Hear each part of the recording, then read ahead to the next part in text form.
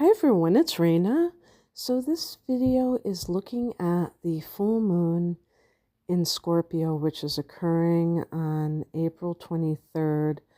Probably, yeah, it's going to be the 24th for some people not in the United States. And in my time zone of the Central Standard Time, it's going to be at 6:49 p.m. That's going to be the peak illumination. So if you're in Europe and down under, this will be either in the early morning hours of the next day, or in Australia and New Zealand, places like that, it's probably going to be later in the day. I don't know exactly when, but on the 24th, okay? And so at every full moon, the sun is in the opposite sign at the same degree. So in this case, 4 degrees of Taurus. So we have that opposition between the sun and moon. And that in particular speaks to relationship issues. But then there are a couple of other things which add to this. So here, I just want to kind of backtrack. We had a lunar eclipse in Libra in March, and so that was like a very powerful full moon, but Libra is associated with relationships. But this one, I think, will also be the case because, first of all, Scorpio is a water sign, so the emotions are really heightened. And why do emotions get heightened? Usually it's going to be because of relationships, but just because it's an opposition itself, that can also be the case. Both of these signs are fixed signs, so there's a lot of stubborn energy, tenacity, holding on to one's feelings, and that can create a lot of frustration because there's not like that give that comes from the mutability. There's also, we still have Aries energy in play. We have Mercury in Aries. Now Mercury is set to go direct a couple of days after this, so it's still retrograding. And we have Venus in Aries. So there again, these two planets are in conjunction at this time. And that can even, since Mercury is retrograde, when Mercury is retrograde, you can hear back from an old partner. Or some, it doesn't have to be a partner, but in this case, because there's a conjunction with Venus, that ups the ante with that. And that kind of situation, it might be something that a person was hoping for, but there could be drama attached to it as well. And so those two planets are in Aries, and then we have Chiron also in Aries, and they're all like in conjunction with one another. So this was something that really like jumped out at me, the fact that Venus is going to be in conjunction with Chiron, but also that Mercury is going to be. Because what that says to me, when you have the sun in Taurus and the moon in, well, especially the moon in Scorpio, but even the sun in Taurus, Taurus is ruled by Venus, so it has that connection with Venusian, activities. But you could be talking about somebody who has this core, who's coming up with this core wound of pain around love. Well, I shouldn't say core because this is a transit, but depending on individual charts, this could trigger certain people who have, maybe they have this in their natal chart, and this kind of triggers that kind of thing for them. Because when people have a hard angle or a conjunction because of the nature of Chiron. Even a conjunction can be a challenging aspect.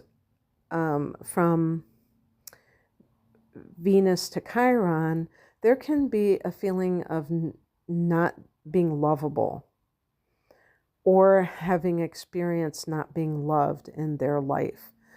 And it's actually, it can be a feeling, just like having the moon in the 12th house, the person may feel that they are misunderstood or that they are unloved.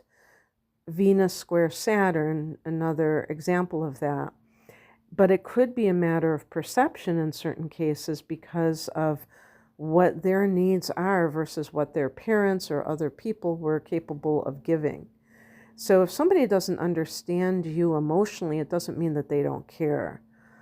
It doesn't mean that you're being neglected by them. They might be trying to do the best they can, but you might be, who knows, trapped in some kind of karmic situation that makes it hard for you to see beyond whatever it is that you're feeling. So anyway, these things can come up, and just the nature of the full moon in Scorpio can bring out a lot of things from beneath the surface that are not very pleasant. And I was thinking before I did this video about how many people run away from difficult emotions.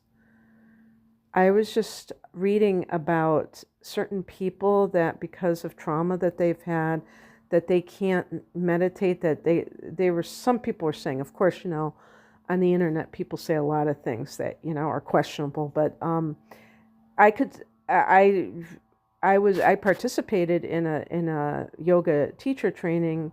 So I remember that even the instructor said, if it's hard for you to sit and meditate, don't worry about it or something. And I thought, what's so big about closing your eyes and sitting still?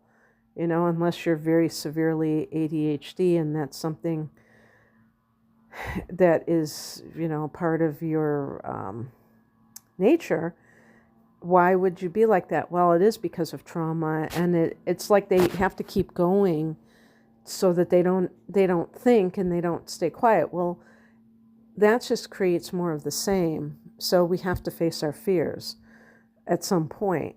And so it seems to me that there's a lot of repression of things that people don't like, and that's where the shadow comes in. That's what Scorpio and the 8th house is all about. So if you're somebody who has a strong Scorpio influence, or even just a prominent one, maybe your sun is in Scorpio, or your moon, your ascendant, you have Pluto in the 1st house, or in my case, the sun in the 8th. I have a conjunction between the moon and Pluto. I'm a Scorpio in Vedic astrology. So you may have other influences that are still influencing you in certain ways. You're not going to probably do this or fear this type of energy, but other people will, and you will see that they will, you can actually see them squirm if something comes up in their life that they are not prepared to deal with. And it is also important to note that at any full moon, you can get the big reveal. You can get something coming out that was hidden. But because Scorpio is the moon sign, that doubles, or whatever you want to call it, that increases the likelihood of this, because Scorpio is associated with secrets, being secretive about something. But the full moon brings it out. And just like, what is collected in a boil or a wound, sorry to gross you out, it's that same release and relief when the zit is popped. It's so painful. It's funny, when I say that, I'm thinking, man, that's been a long time since I've had zits. So, I've kind of forgotten about all of that. And I even had adult acne. That's actually what I had, but it's been a long time since I've had I've been a young adult. So anyway, this could certainly mean that this is a very, well, I'm trying to find another word instead of intense. I mean, even volatile, because I was saying that like during Aries season, during that solar eclipse in Aries, the energy was palpable as far as I'm concerned. And I went downtown to Chicago to witness the eclipse.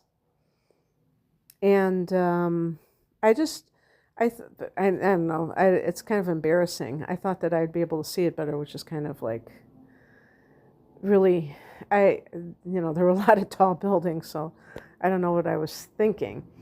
But in any case, there were a lot of people on the street, and it was one of those things that happen in your life that seem to happen less often these days because of the internet and everybody just kind of, being antisocial a lot of times, but that everybody kind of came together, and it was a very special moment. And but there was like an intensity there too. And I realize now that because Scorpio is ruled by Aries as well as Pluto, we always think of Pluto, but Aries can also provide that kind of, it might not be intensity, but this very passionate and aggressive spirit, warrior-like spirit. So remember that that's mixed in with Scorpio, because you don't want to get caught up in other people's stuff. This is going to happen in the evening. It's going to be on a weekday, so it's going to be on either Tuesday or Wednesday, depending on where you live. So actually, that's a little bit better, because the weekends are when people tend to kind of go off the rails.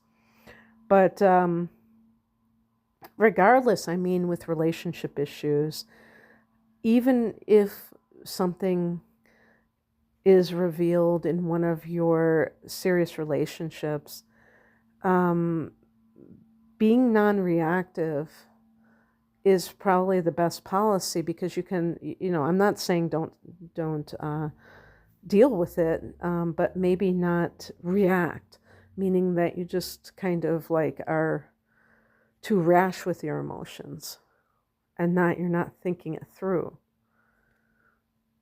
So anyway, I also want to talk about some of these other placements here, but I did want to mention the moon itself is called a pink moon. And this is the April moon of every year, because I thought, maybe, possibly, I was hoping it had something to do with the color. But no, it has to do with the type of flower that I guess is in bloom at this time of year. And it's called, I don't have it on my screen right now, but I think it's called flax, PHLOX, creeping flax.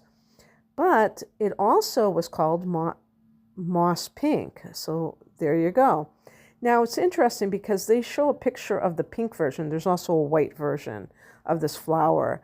And I have not seen this yet, so, maybe it's going to come out. We've had a prematurely warm spring in the Chicago area, but we've had actually below normal temperatures too, so it might have retarded the growth. But maybe where you live, you have seen these flowers, in North America at least. Because a lot of these names are from North America, sometimes they're from Europe, but that's also the Northern Hemisphere. And another name, the Cree Indians called this the frog moon, which I think is pretty cool. So there's a song by Nick Drake called Pink Moon that it's always worth listening to. I find it actually kind of mystical. And in terms of the collective, I do feel that because Mercury is retrograding and is very close to Chiron, and it actually aligns with Chiron, that news, things that come out, it can create pain, can create a wounding. And this is something that some people who have been aware may, avoid this, but other people who kind of were innocent, oblivious, it's like a hard pill to swallow, hard thing to take. And because we're talking about Scorpio, it can be unpleasant. Like I've already decided I'm going to call this All the Nasties, which is a song by Elton John, in case some people might not know, but it's from his album Madman Across the Water, one of his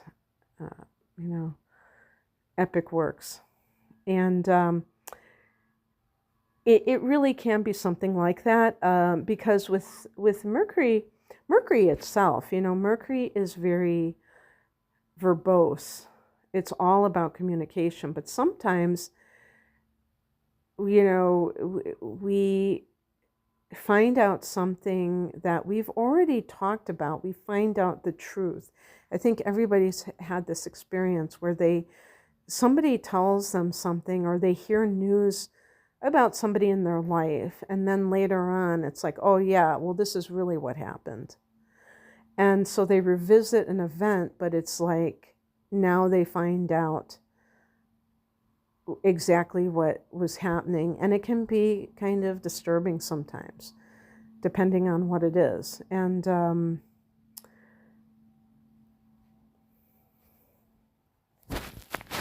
I think one of the things I believe that we're being lied to by the media and by our government, among other entities, okay? That's what I believe in. So if I find out that that is true, I'm not going to be shocked in the least. But other people who have believed in it are going to be hurt. They're going to be upset because they put trust in someone or something that turned out not to be the case. But when you really think about it, when people put trust in outer entities, it's really to make themselves feel safe. It really isn't based on, logic, if you think about it.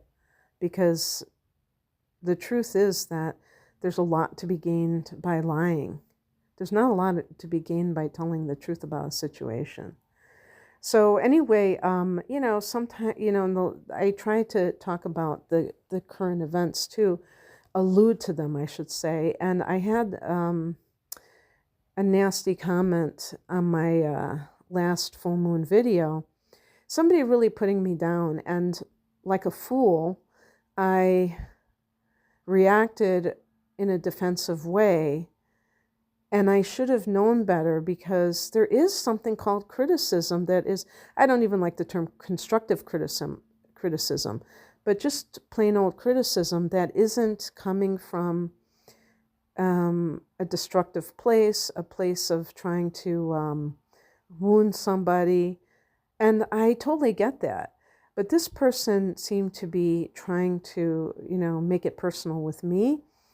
And I realized after the fact that it was something that I said that made them upset. So they wanted to turn around and make me seem like I don't know what I'm talking about or whatever. So the thing is that this triggers people to talk, even though I'm hinting around it, people don't like to hear this, and they immediately go into political affiliation and all of that, which you're not going to get that from me, because I'm very independent. But even being independent pisses some people off, because they say, oh no, but you're really, aligned with this ideology. And it's not true. I realized that it's foolish for me to align with anything, because there's nothing I agree with 100%. And I think that that's pretty good, because if you're just like lockstep with something, you're probably not really looking at what their beliefs are. You're just you want to belong to something. That's how I feel anyway. But so if oh yeah, and this is an example. This is an example of that, which is really illustrating what I'm talking about. When I was looking at the eclipse, I was looking at it without any of those what I call stupid glasses, and I wanted people to see that I wasn't using glasses. I do wear glasses, so I did have, my regular glasses, but they weren't tinted. They were just regular glasses. So, and we were in the path of 93% totality. So it wasn't like like California, I think they only had like 25% or something. Yeah, we had, a lot of that eclipse. Southern Illinois was directly in the path. But we still got it, and so I stared at the sun during the height of the eclipse and during that time. And everyone was wearing glasses practically. There was hardly anybody just staring like me. So this lady, this stranger next to me said, "Here, would you like to use my glasses?" And I go, "No, I just look at the sun. I just look straight at it." And she goes, "That's nice. I'm so happy for you." She said something like that. She didn't say it like completely snarkily, but I was kind of amused by it because I did feel that she was being, sarcastic, obviously.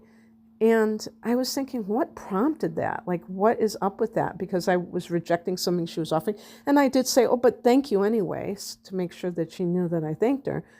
So this is what I'm talking about.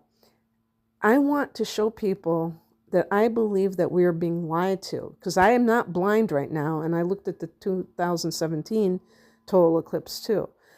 I'm not suggesting anyone out there look at eclipses with the naked eye. That's something that's your responsibility to decide for yourself. I don't call myself an influencer. I'm a content creator. I'm not trying to influence anybody's opinion, but I want to like spark this thought within yourself, as it pertains to this eclipse, as we eclipse, this full moon in Scorpio.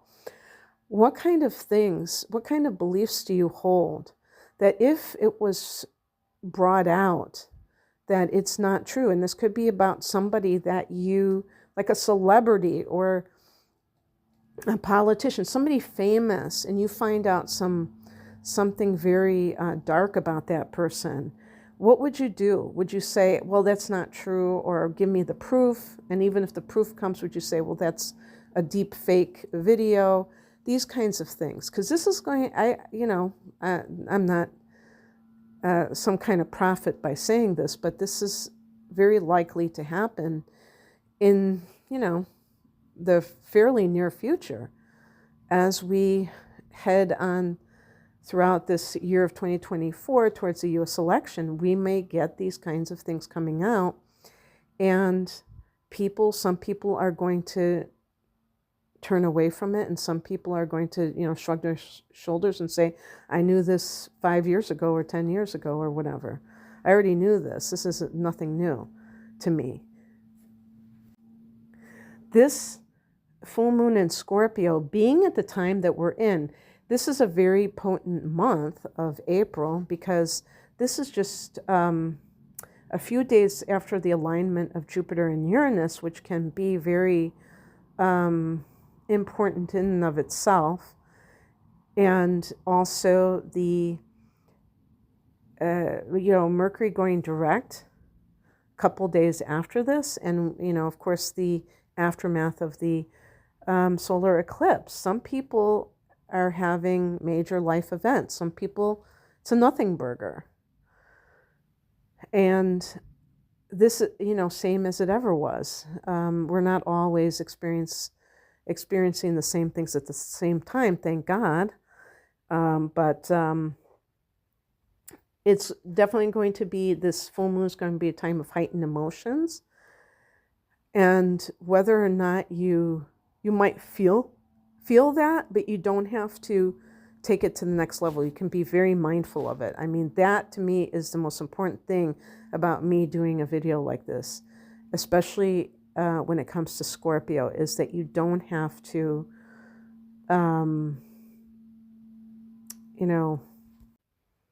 run with it, even if you're feeling it inside. I remember, even before that solar eclipse, I felt that tension. I felt that kind of anticipation. Did I think that the world would end or some kind of major thing? I don't know. I mean, I definitely didn't think the world would end, but I thought maybe there might be some kind of thing, event that happened in conjunction with it.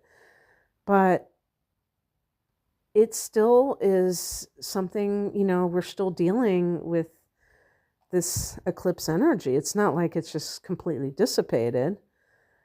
And so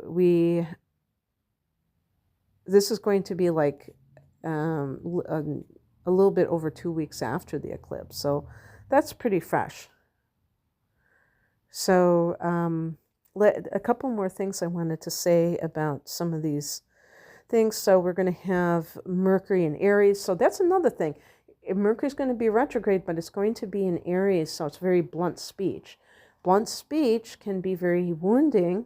Again, it's in conjunction with Chiron, to people that either have been in denial over something, or they don't want to just hear something plainly spoken about, or maybe some people are being kind of brutal in their speech, like they're being insensitive.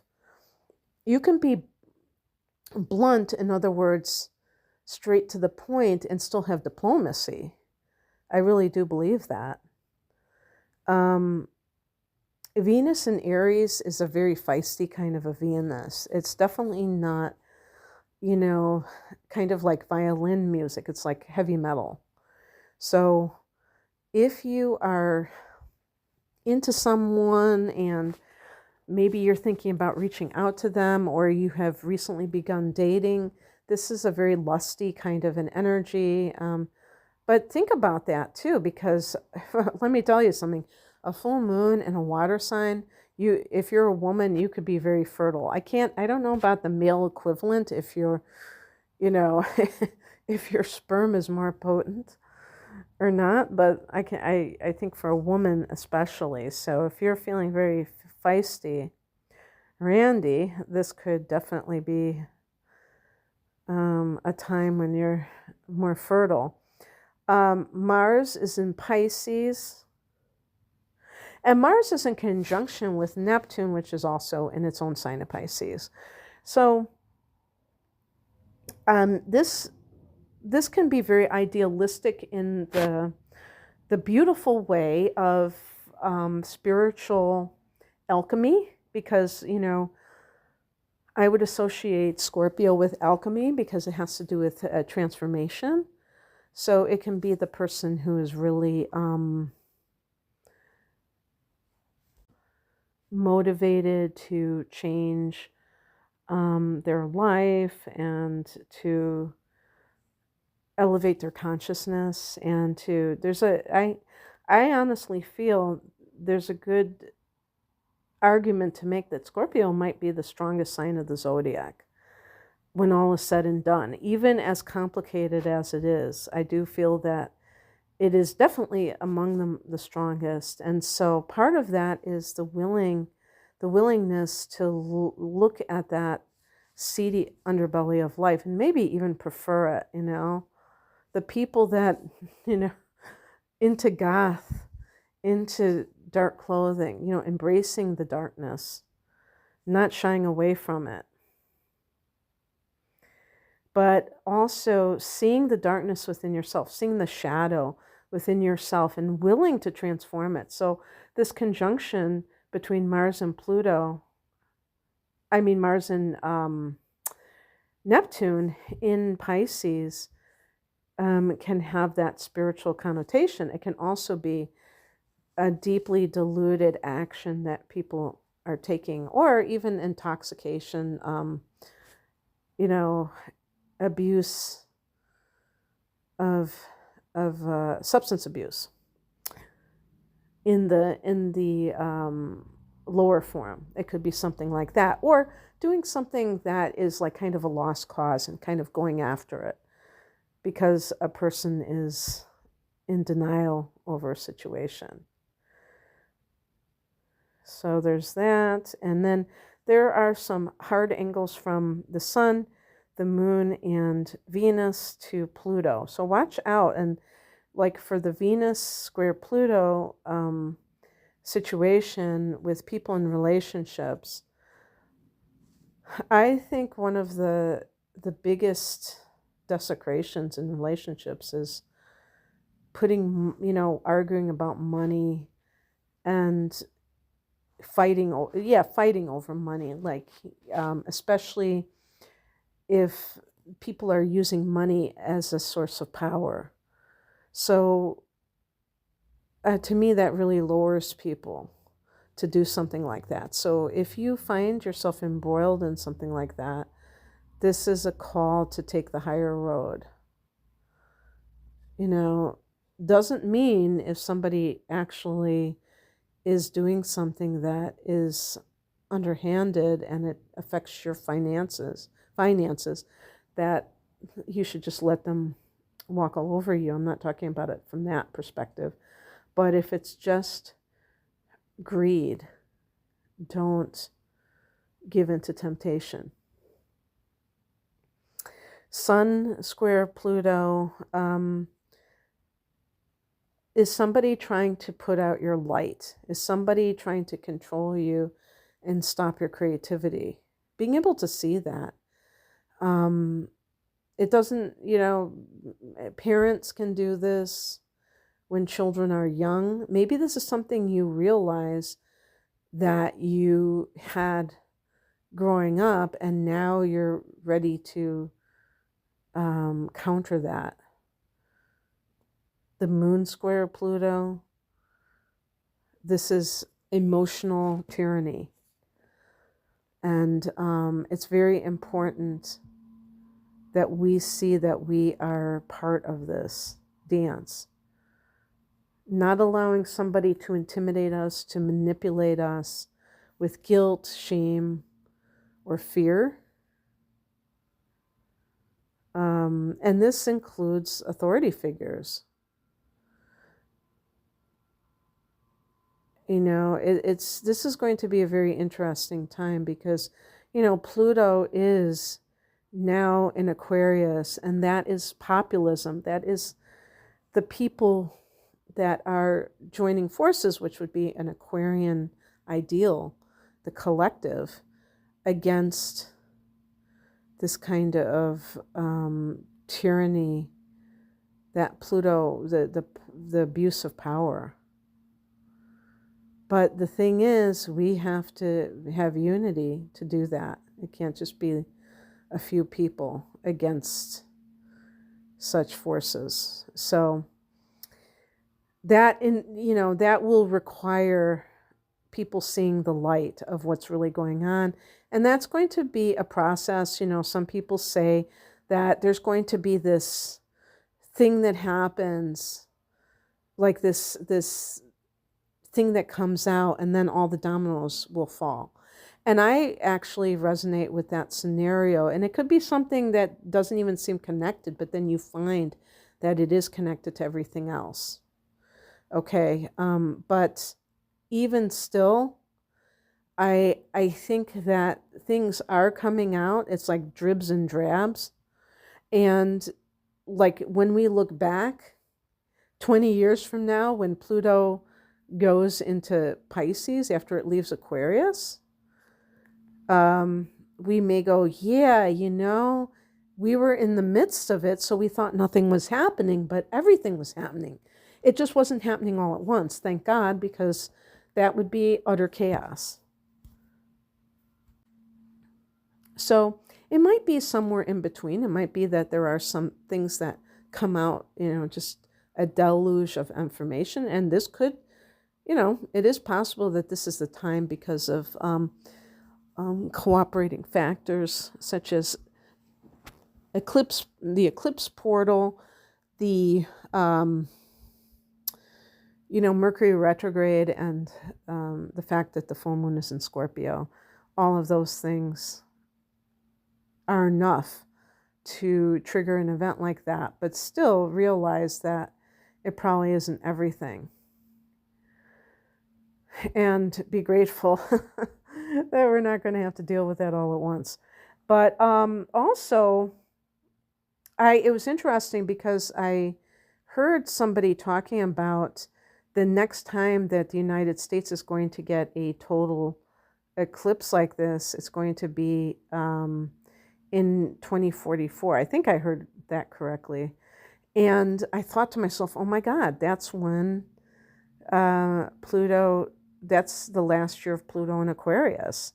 So it sounds to me like that's a bookend for this transformation for the next 20 years. And if you're outside the United States and think that I'm just self-absorbed in the United States, no, that's not it.